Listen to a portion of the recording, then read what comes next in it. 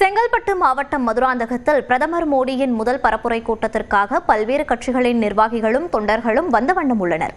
இது குறித்த விவரங்களை நமது செய்தியாளர் வெங்கட் ரமணன் வழங்க கேட்கலாம். வெங்கட் ரமணன், விவரங்கள்.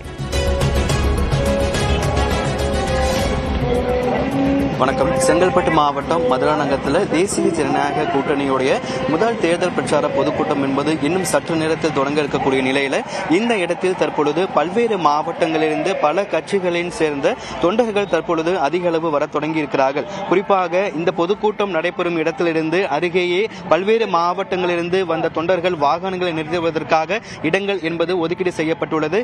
அந்த வாகனங்கள் நிறுத்தும் இடத்திலிருந்து இந்த பொதுக்கூட்டம் நடைபெறும் இடத்திற்கு வரும் வரையிலுமே தேசிய நெடுஞ்சாலைகளில் ஓரமாக தடுப்புகள் அமைத்து காவல்துறையினர் பாதுகாப்பு பணியில் ஈடுபட்டுக் கொண்டிருக்கிறார்கள்.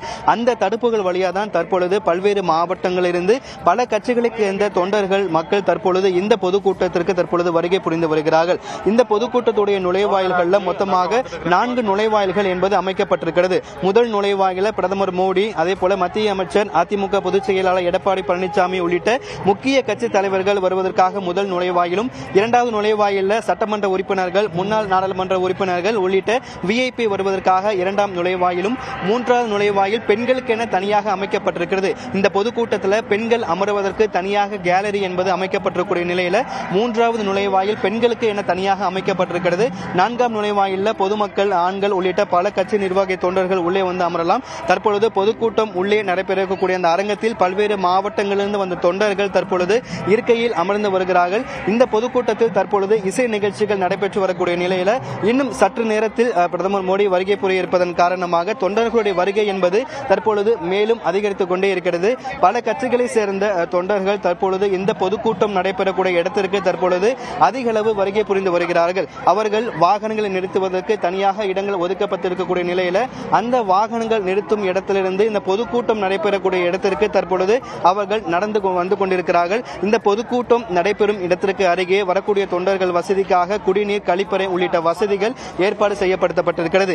இன்று காலை கூட இந்த பொதுக்கூட்டத்தில் இருக்கக்கூடிய அந்த இடத்தை ஆய்வு செய்த மத்திய இணையமைச்சர் எல்முருகன் அவர்கள் இன்றைய காலை இந்த இடத்தில் ஆய்வு மேற்கொண்டார். அப்போது கூட அவரிடம் செய்தியாளர்கள் கேள்வி எழுப்பினார்கள். இன்றைய தினம் இந்த பொதுக்கூட்ட மேடையில் இருப்பவர்கள் தான் தேசிய ஜனநாயக கூட்டணியில் இறுதி செய்யப்படுவார்கள் என்கின்ற ஒரு கேள்வியும் எழுப்பப்பட்டது.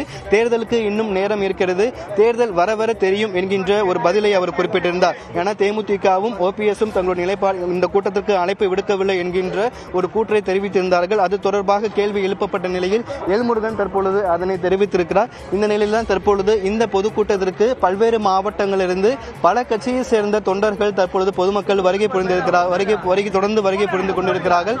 இன்னும் சற்று நேரத்தில் பிரதமர் மோடி அவர்கள் வருகை புரிய இருக்கக்கூடிய நிலையில இன்னும் பல்வேறு மாவட்டங்களில் தொண்டர்கள் வருகை என்பது அதிகமாக காணப்படுகிறது. விரிவான கள தகவல்களை பதிவு செய்தமைக்கு நன்றி வெங்கட்.